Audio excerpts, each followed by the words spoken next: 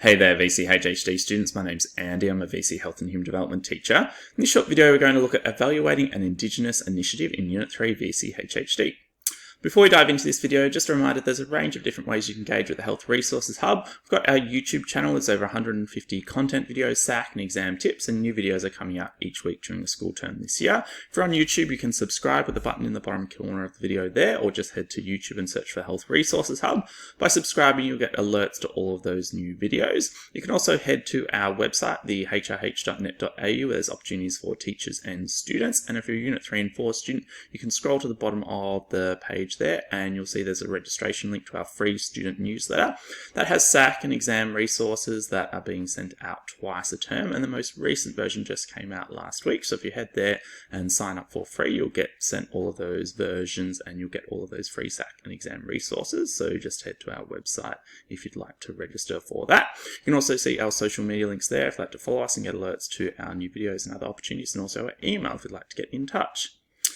So you can see here that this video is particularly relevant to the key skill in Unit 3 Area Study 2. That means students should be able to evaluate initiatives in terms of their capacity to improve Indigenous health and wellbeing. So it's most likely that you will have had a look at some different programs or initiatives, that have been designed to improve the health and wellbeing of Indigenous Australians. And in your SAC or the exam, you might get presented with one of these programs or initiatives and be asked, how it might promote particular dimensions of health and well-being. But you could also get asked to evaluate the particular initiative in terms of its capacity to improve Indigenous health and well-being. And so that's not necessarily as simple as just linking to dimensions of health and well-being. You have to make some form of evaluation as part of your answer. So determining whether or not the program is likely to be a very effective one at promoting health and well-being. So there's some different things that you need to consider, that are particularly specific to Indigenous programs when evaluating them. And so you can see I've listed 3 of those there. And so these things mean that these programs are more likely to be able to promote Indigenous health and wellbeing. And so you can see that the first one there mentions whether or not the program involves Indigenous people in the development and delivery.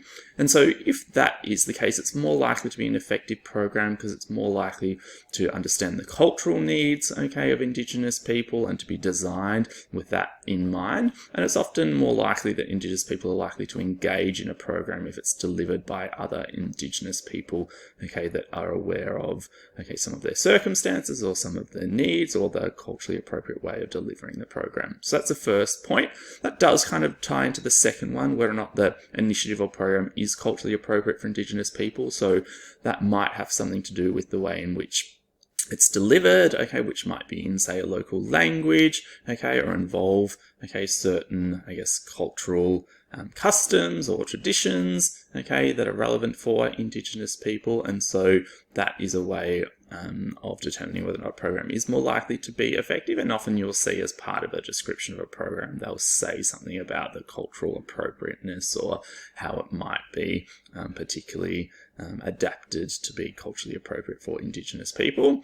And the third point there is whether or not the program addresses a significant health issue for Indigenous Australians. So often programs will be particularly targeted at health conditions or health issues that are more prominent or prevalent in Indigenous communities, and therefore if a program is particularly designed to address those issues, it is more likely then to be effective because it will be, more relevant to Indigenous people because that's something that is a challenge for them. So there are other points to consider when evaluating programs that are still relevant for Indigenous initiatives but not as Indigenous specific. And so that is whether or not the program has taken the specific needs of the target group into account. So as sort of mentioned previously, it's whether or not the program is really focusing on a particular issue relevant to the group that the program is being rolled out to, because that means that the individuals are more likely to engage with that program. It's more likely to be effective. Second point there is potential or actual improvements to health and well-being. So if there is some data about how the program is being effective, or you can outline some ways in which it's likely to be effective, that can help with your evaluation. The number of participants taking part in the initiative, obviously programs that can reach more people are more likely to be more effective. feedback provided by the participants. So if the participants have mentioned that it's helped them in particular ways, okay, you can determine then, okay, the likely effectiveness of the program. Also, whether or not it is able to demonstrate action areas of the Ottawa Charter or principles of the social model of health.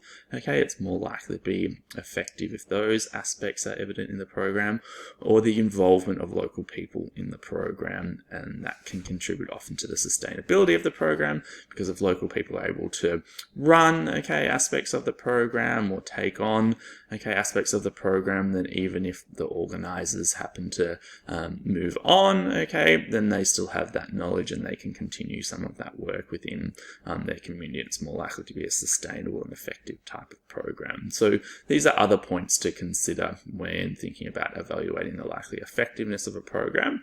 And then you might have to link some of those examples to dimensions of health and well-being as well. So there are quite a few opportunities in practice sacks and exams and past exams to have a look at these styles of questions to put some of this into action. Okay, hopefully you found that video useful. We've got one more SAC preparation session for Unit 3 Area Study 2, which is coming up this Sunday on April 28th, online from 3 till 4:30. So if you head to that link down the bottom there, or our website, thehrh.net.au, and register, you'll get sent a 50-mark practice SAC, and then I'll review that in the online session and go through the mark-by-mark breakdown of the answers and talk about the ways you can structure responses to ensure you achieve full marks, and then we'll review some common mistakes to avoid for this particular SAC. So if you, as I said, head to that link down the bottom there or to our website, you can register for that session this Sunday. Thanks so much.